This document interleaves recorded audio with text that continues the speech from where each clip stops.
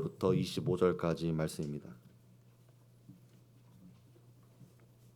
그 흩어진 사람들이 두루 다니며 복음의 말씀을 전할세 빌립이 사마리아 성에 내려가 그리스도를 백성에게 전파하니 무리가 빌립의 말도 듣고 행하는 표적도 보고 한 마음으로 그가 하는 말을 따르더라. 많은 사람에게 붙었던 더러운 귀신들이 크게 소리를 지르며 나가고 또 많은 중풍병자와 못 걷는 사람이 나으니 그 성에 큰 기쁨이 있더라. 그 성에 시몬이라 하는 사람이 전부터 있어 마술을 행하여 사마리아 백성을 놀라게 하며 자칭 큰 자라 하니 낮은 사람부터 높은 사람까지 다 따르며 이르되 이 사람은 크다 일컫는 하나님의 능력이라 하더라. 오랫동안 그 마술에 놀랐으므로 그들이 따르더니 빌립이 하나님 나라와 및 예수 그리스도의 이름에 관하여 전도함을 그들이 믿고 남녀가 다 세례를 받으니 시몬도 믿고 세례를 받은 후에 전심으로 빌립을 따라다니며 그 나타나는 표적과 큰 능력을 보고 놀라니라. 예루살렘에 있는 사도들이 사마리아도 하나님의 말씀을 받았다 함을 듣고 베드로와 요한을 보내매 그들이 내려가서 그들을 위하여 성령 받기를 기도하니 이는 아직 한 사람에게도 성령 내리신 일이 없고 오직 주 예수의 이름으로 세례만 받을 뿐이더라. 이에 두 사도가 그들에게 안수하매 성령을 받는지라. 시몬이 사도들의 안수로 성령 받는 것을 보고 돈을 들여 이르되 이 권능을 내게도 주어 누구든지 내가 안수하는 사람은 성령을 받게 하여 주소서 하니 베드로가 이르되 내가 하나님의 선물을 돈 주고 살 줄로 생각하였으니 네 은과 네가 함께 망할지어다. 하나님 앞에서 내 마음이 바르지 못하니 이 도에는 네가 관계도 없고 분깃될 것도 없느니라. 그러므로 너의 이 악함을 회개하고 주께 기도하라. 혹 마음에 품은 것을 사하여 주시리라. 내가 보니 너는 악독이 가득하며 불의에 매인 바 되었도다. 시몬이 대답하여 이르되 나를 위하여 주께 기도하여 말한 것이 하나도 내게 임하지 않게 하소서 하니라. 두 사도가 주의 말씀을 증언하여 말한 후 예루살렘으로 돌아갈새 사마리아인의 여러 마을에서 복음을 전하니라.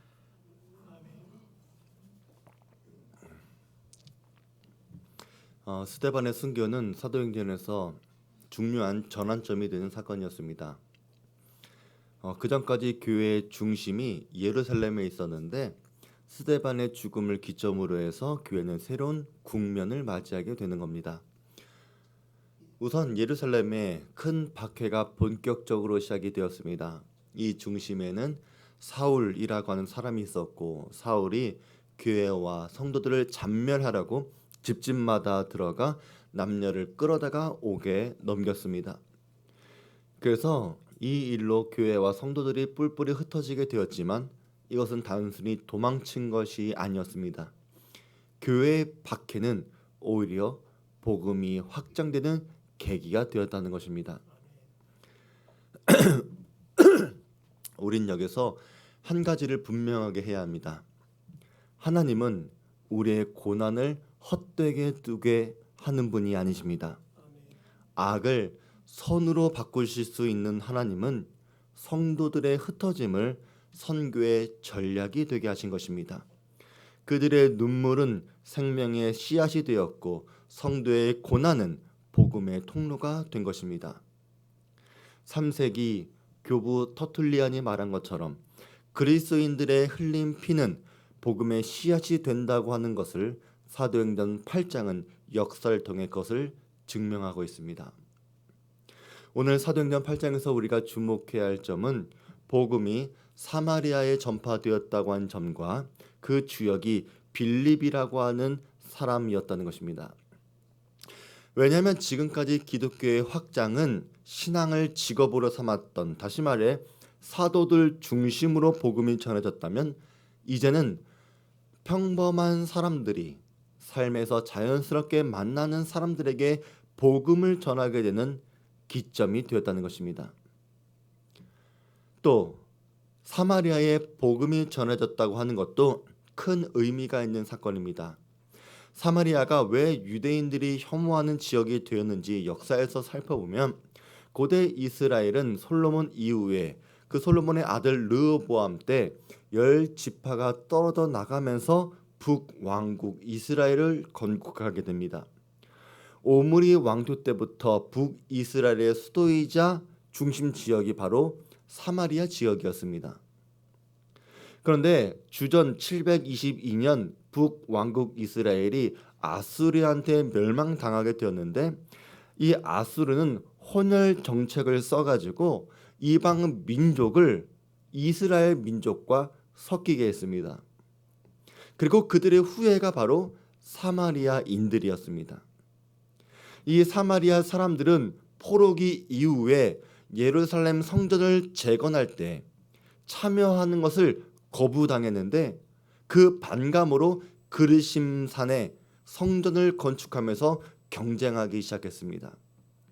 그리고 시간이 흐르면서 유대인과 사마리아인의 관계는 점점 악화되었고 유대인들은 사마리아 사람들을 이방인 취급하고 혼합주의자다 또 이단들처럼 개와 같은 그런 취급을 하기 시작했습니다. 그런데 예수님께서 이런 구약에서 말하는 정결함, 부정함 이런 기준을 깨트려 버리시고 유대를 지나 사마리아와 땅끝까지 복음이 전해질 것을 말씀하셨습니다. 그래서 예수님께서 사마리아 지역에 들어가신 것도 놀라운 일이었고 사도행전에서 사마리아의 복음이 들어갔다라고 하는 것도 굉장히 당시에는 이례적인 사건이었습니다. 그만큼 사마리아가 유대인들에게 감정적으로 정서적으로 땅끝이었기 때문입니다. 그런데 우리는 이것을 이해하지 못하는 건 아닙니다. 우리나라도 일제시대가 끝난 다음에 어떤 목사님이 일본에 가서 선교하겠다 생각해 보세요. 있을 수 없는 일이죠. 그래도 지금이야 80년이 지났으니까 일본 선교를 위해 기도한다. 뭐 이렇게 가능하긴 한데 광복 이후에 일본에 가서 선교를 한다? 상상도 하지 못했던 일입니다. 아무리 빌립이 히브리파가 아니라 헬라파 출신이었다고 하더라도 유대인 입장에서 보면 굉장히 화가 나는 일이죠. 그런데 우리는 세상 사람들이 분노한다고 하더라도 빌립을 지지해주고 응원해 줄 수 있는 근거의 말씀이 있습니다. 바로 예수님의 마지막 명령입니다. 오직 성령이 너희에게 임하시면 너희가 권능을 받고 예루살렘과 온 유대와 사마리아와 땅끝까지 이르러 내 증인이 되리라 하시니라. 초대교회 때 성도들은 예수님의 말씀을 당연히 이 말씀을 기억하고 있었고 많은 사람들이 온 유대로 흩어질 때 빌립 집사는 이 말씀을 기억하며 사마리아로 향한 것입니다.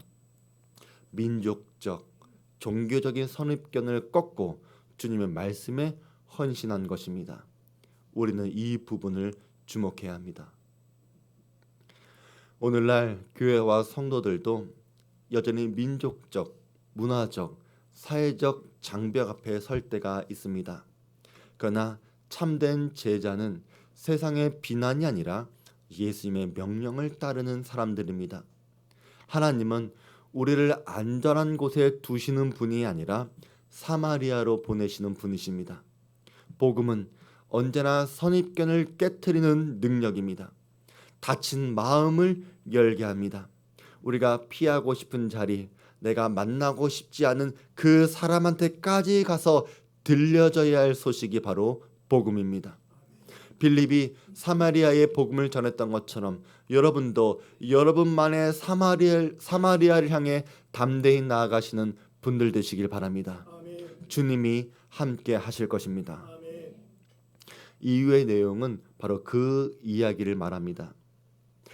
사마리아에 도착한 빌립은 그리스도를 전했습니다. 빌립이 사마리아 성에 내려가 그리스도를 백성에 전파하니 빌립이 전한 것은 그리스도였습니다. 빌립이 처음 말을 시작한 것이 자신의 편견이나 이해를 구하는 말이 아니었습니다. 자기 간증도 아니었고 자기 신념도 아니었고 철학도 아니었습니다. 예수님을 전했습니다. 교회가 세상에 줄 수 있는 가장 위대한 선물이 바로 그리스도이기 때문입니다. 이것은 모든 교회와 전도자들이 알아야 할 핵심입니다. 오늘날 교회가 사람들의 호기심을 채워줄 수 있는 것들을 줄 수 있을지 모릅니다. 어떤 문화적인 혜택이나 이웃들을 위한 행사를 주최할 수도 있습니다. 또 개인적으로 동의하진 않지만 정치를 말하는 곳도 있습니다. 그러나 교회를 살리는 능력은 그런 데 있지 않습니다. 교회의 능력은 오직 그리스도의 이름에 달려 있는 것입니다. 우리는 내 생각을 말하는 것이 아니라 예수님을 말해야 되고 오직 주님만을 남기셔야 합니다. 우리가 전도할 때 삶을 나누고 간증도 하지만 예수님께 초점을 돌려야 하는 것입니다. 때로는 목사님 자랑도 할 것이고 교회도 자랑할 수 있지만 아닙니다. 목사님이 잘해서가 아니라 예수님이 목사님을 사용하신 것입니다. 교회가 대단한 것이 아니라 교회 안에 주님이 계시기 때문입니다. 우리는 빌립처럼 그리스도를 전하셔야 합니다. 두 번째로 빌립은 말과 행동으로 복음을 전했습니다. 무리가 빌립의 말도 듣고 행하는 표적도 보고 한 마음으로 그가 하는 말을 따르더라. 오늘날 교회의 전도가 힘을 잃는 이유가 말은 있지만 삶이 없어서 그렇습니다. 복음은 말로 전해지지만 삶으로 입증되는 것입니다. 여러분은 예수 천국, 불신 지옥, 이 단순하고 직설적인 메시지에 대해서 어떻게 생각하십니까? 이 메시지가 과거 한국 교회의 부흥기였던 70년대, 80년대에는 아주 강한 영향력이 있었습니다. 효과가 있었다는 것이죠. 하지만 오늘 이 메시지가 사람들을 움직이지 못합니다. 왜 그렇겠습니까? 일단 시대적인 배경부터가 달라졌습니다. 과거 한국은 6.25 전쟁을 치렀고 또 그 이후에 가난, 불안정한 사회 속에서 죽음과 죽음 이후의 문제에 대해서 민감했습니다. 그래서 천국과 지옥은 당시에는 현실적이었고 절박한 주제 중 하나였습니다. 하지만 의학이 발달하고 경제가 성장하고 복지가 좋아지기 시작하면서 사람들은 죽음보다는 현재에 더 관심을 갖기 시작합니다. 그래서 사람들한테 죽음과 죽음 이후의 삶은 너무나 먼 이야기가 되어버렸습니다. 더 이상 천국과 지옥은 관심이 되지 못한 것입니다. 또 한국 사회에서 교회의 이미지가 너무나 부정적이 되어버렸습니다. 그래서 메시지의 신뢰를 잃어버리게 된 것입니다. 여러분이 분명히 알아야 할 것은 메시지 자체가 문제가 아닙니다. 메시지를 전하는 교회와 성도들이 메시지를 뒷받침하는 삶을 살아가지 못했다는 것입니다.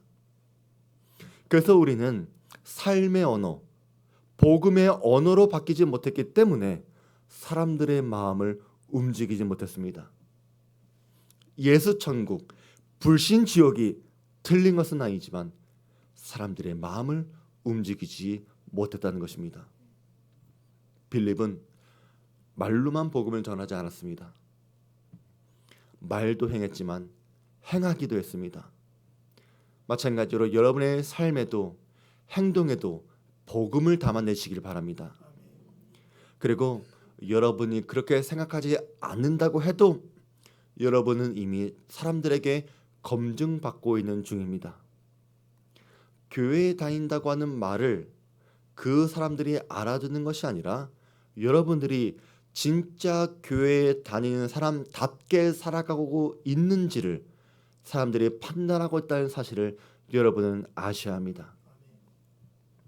또 무리가 빌립이 하는 말을 들었다라고 할 때 이 들은 것은 흘려 들은 것이 아니라 주의 깊게 들었다.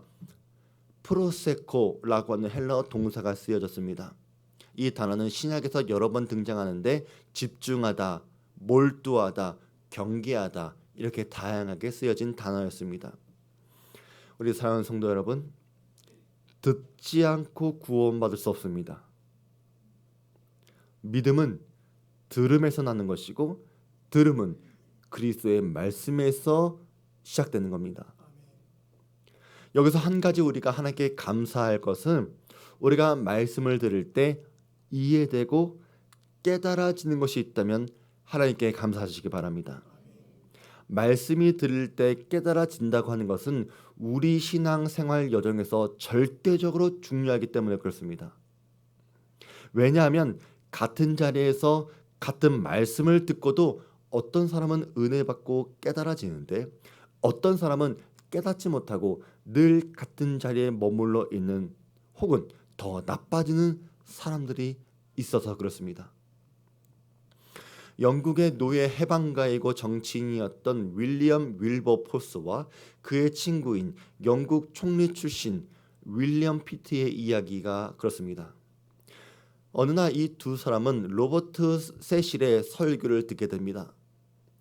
윌버포스는 그리스도 안에 있는 하나님의 부유한 은혜를 보고 깊은 감동을 받았고 자신의 지성이 밝아지는 그런 경험을 했습니다. 근데 피트의 반응은 한마디도 알아듣지 못했어. 이것이 전부였습니다. 이것은 놀라운 차이입니다. 여러분들은 교회에 와서 기도하실 때 오늘 말씀이 내 귀에 들리고 내가 깨달아지기를 기도하시기 바랍니다. 하나님께서 여러분에게 은혜 베풀어 주시기를 간구하시기 바랍니다. 말씀이 여러분을 변화시키기 때문에 그렇습니다. 또 사마리아 사람들은 표적을 받습니다. 물론 이 사람들이 표적을 받기 때문에 구원받는 것이 아닙니다. 성경에서 표적은 어디까지나 복음과 그 사역에 대한 확실한 증거를 보조하는 수단이지 복음 자체가 아닙니다.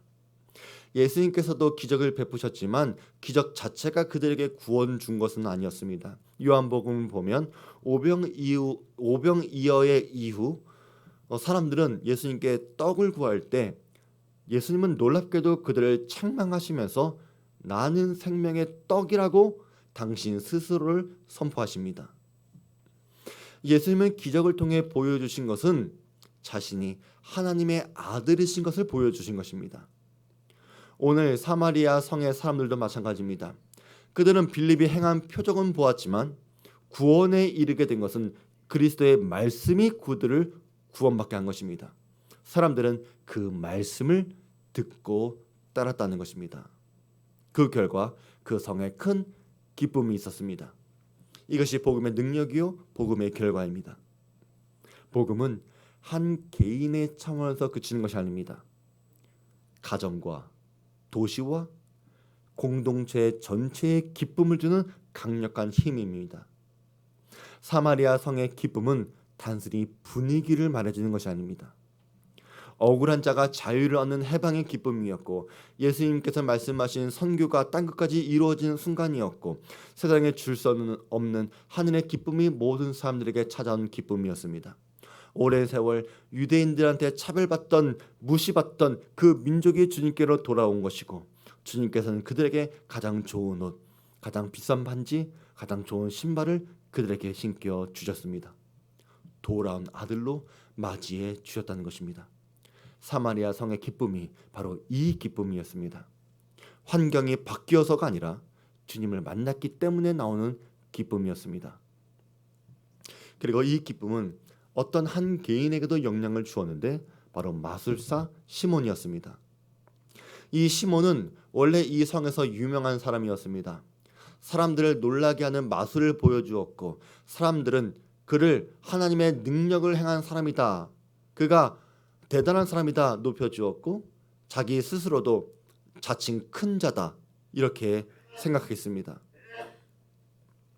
사람들은 어떤 사람들의 카리스마, 말재주, 화려한 능력에 매혹당합니다. 그리고 이것을 하나님의 능력이라고 착각하기도 합니다.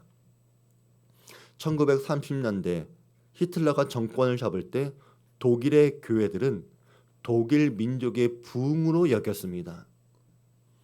나치를 지지한 이들은 자신들을 독일 기독교인 운동이라고 부르기까지 했습니다.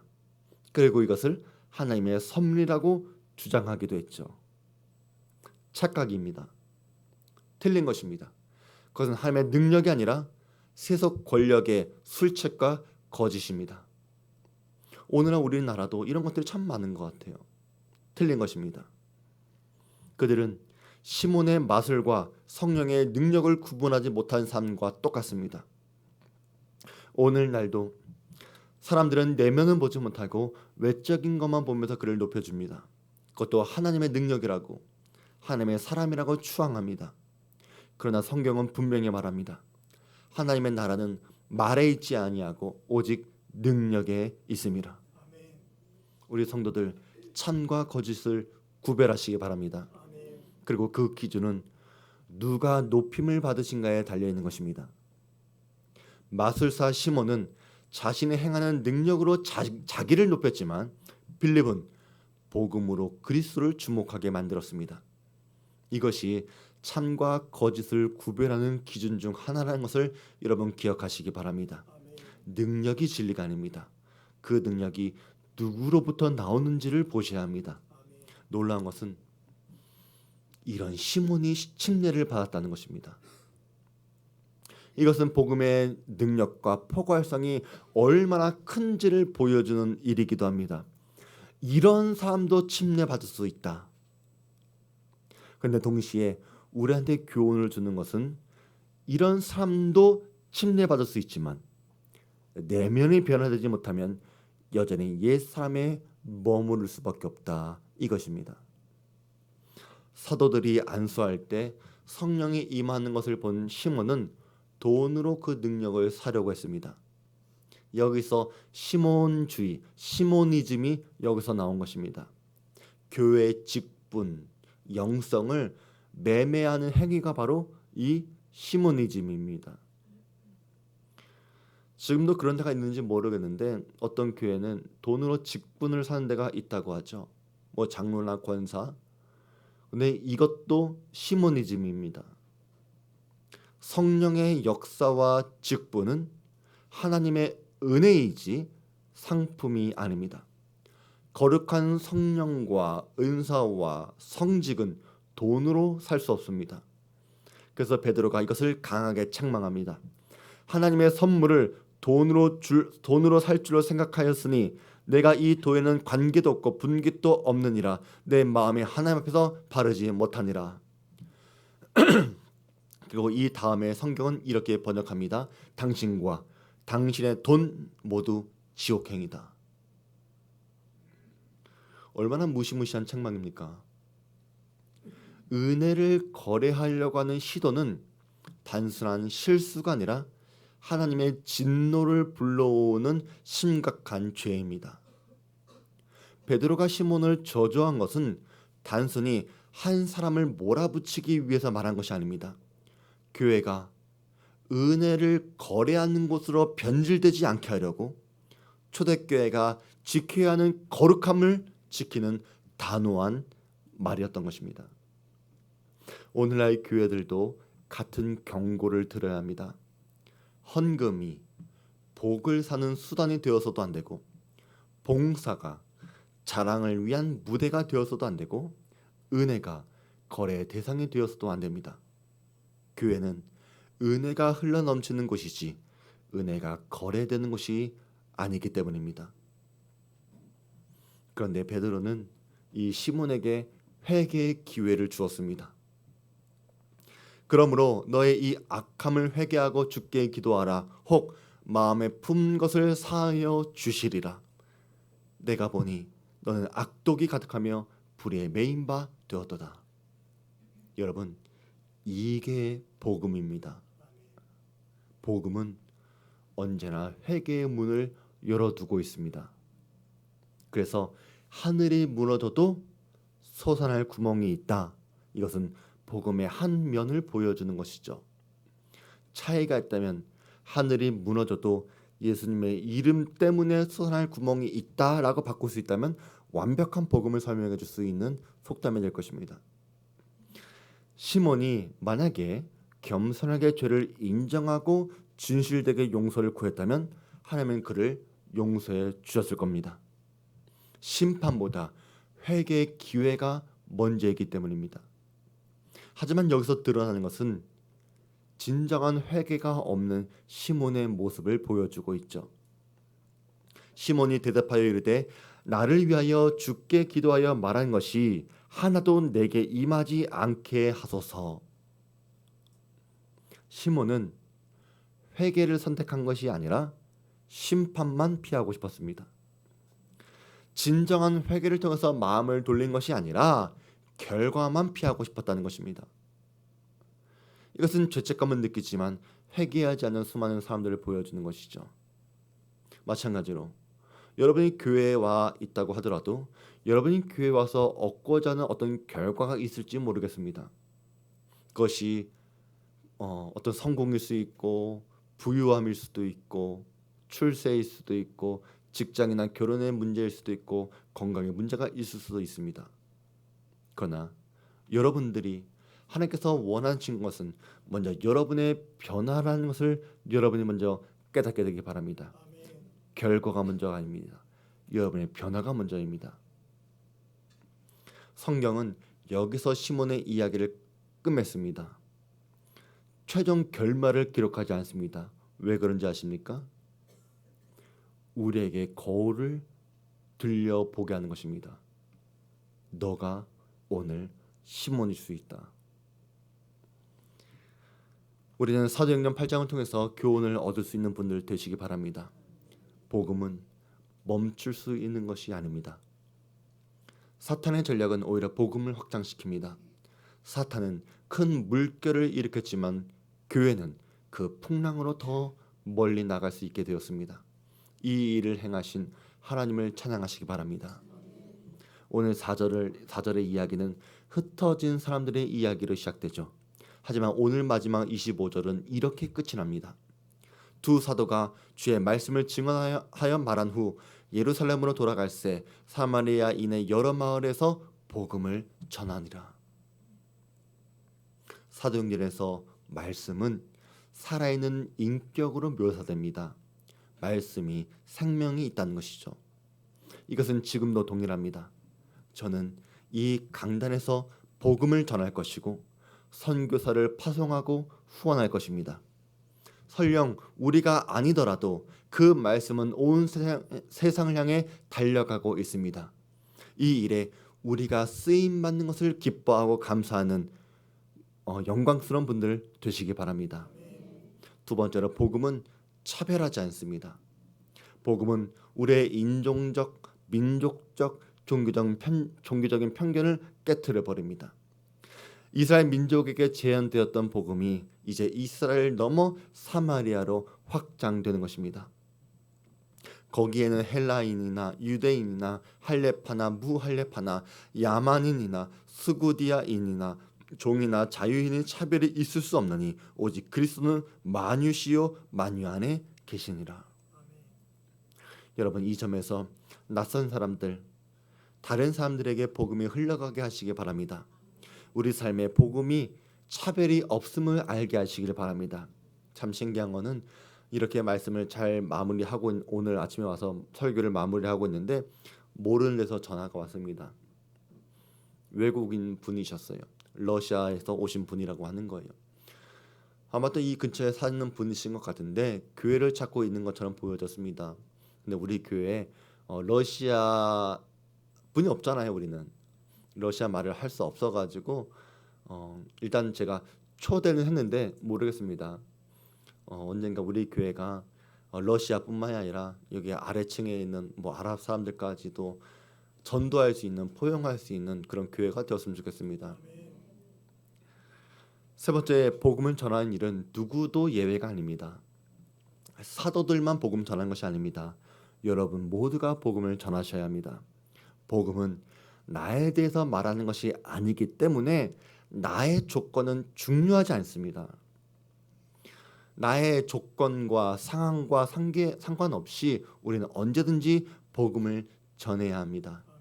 그러나 한 가지, 여러분들은 말뿐만 하는 것이 아니라 말과 행동으로 그리스도를 증거하시는 분들 되시기 바랍니다. 또 성령의 은사는 돈으로 살 수 있는 것이 아님을 여러분이 아시기 바랍니다. 내가 기도하면 병이 낫고 내가 안수하면 큰 돈을 얻을 수 있다. 그것도 시모니즘입니다. 이런 일들은 성령의 열매에만 관심을 갖게 하는 것이지 또 성령의 은사에만 관심 갖게 하는 것이지 이것은 모두가 위험한 태도라는 것을 아셔야 합니다.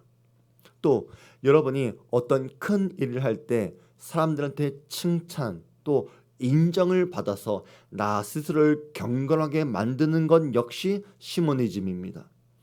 우리는 일평생 이런 시몬적 태도를 경계하며 살아가시길 바랍니다.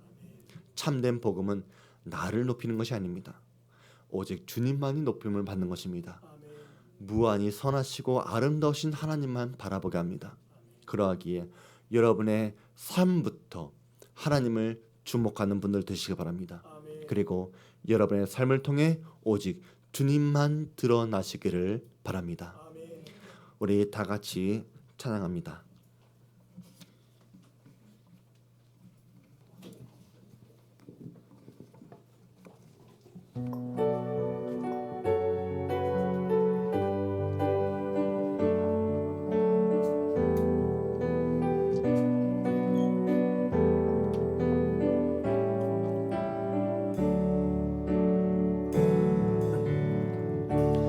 세상은 구원하기 위해 흘려야 할 피가 필요하다며 죄인을 대신하기 위해 희생의 제물 필요하시다며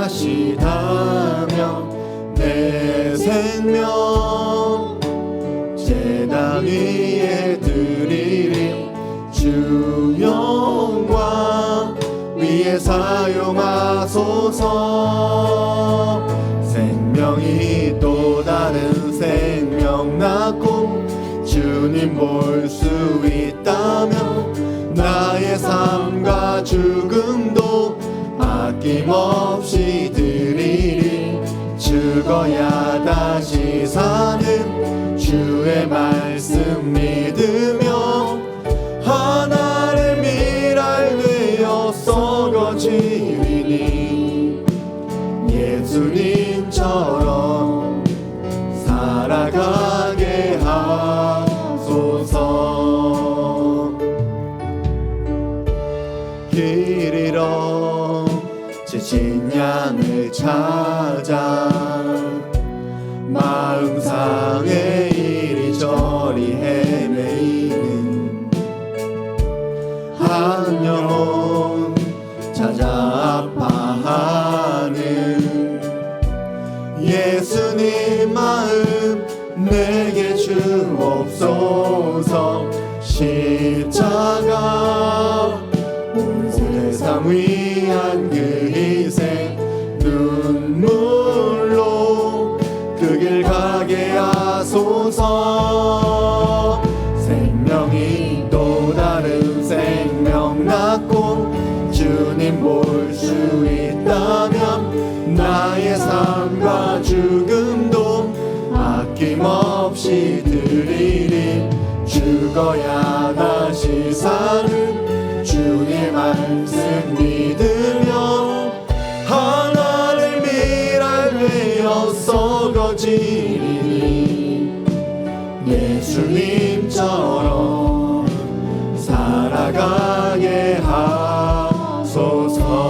하소서.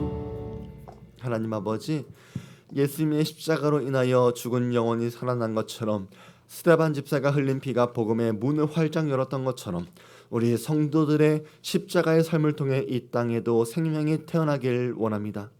생명이 또 다른 생명을 낳기 위해 먼저 희생과 눈물이 있어야 하는 것처럼 우리도 그러한 삶을 살아가길 원합니다. 그러나 우리는 수고와 헌신과 희생보다 사람의 칭찬과 인정에 목말라 있었으니 시몬처럼 살아가려고 했던 우리의 허영심과 시몬 같은 사람에게 열광했던 우리의 어리석음을 깨닫게 하여 주시고 거룩한 성령의 은사를 돈으로 사려고 했던 욕심과 불경함을 용서하여 주시옵소서. 우리가 닮아야 할 것은 시몬 같은 삶이 아니라 빌립 같은 삶을 담게 하여 주시옵소서. 우리의 편견을 뛰어넘는 복음의 능력이 우리 안에서 살아나게 하시고 주의 말씀에 순종하고 오직 주님만 드러나는 성도들이 되게 하여 주시옵소서. 이제는 우리 구주 예수 그리스도의 은혜와 지극히 크신 하나님의 사랑하심과 성령 하나님의 감동 감화 내주 위로 교통하심의 은혜가 멈출 수 없는 복음을 나를 통해 흘려 보내기를 결단한 우리 사랑하는 모든 중앙교회 성도들 위에와 저들의 가정과 직장과 사업이 지금도 영원히 함께 있을지어다. 아멘.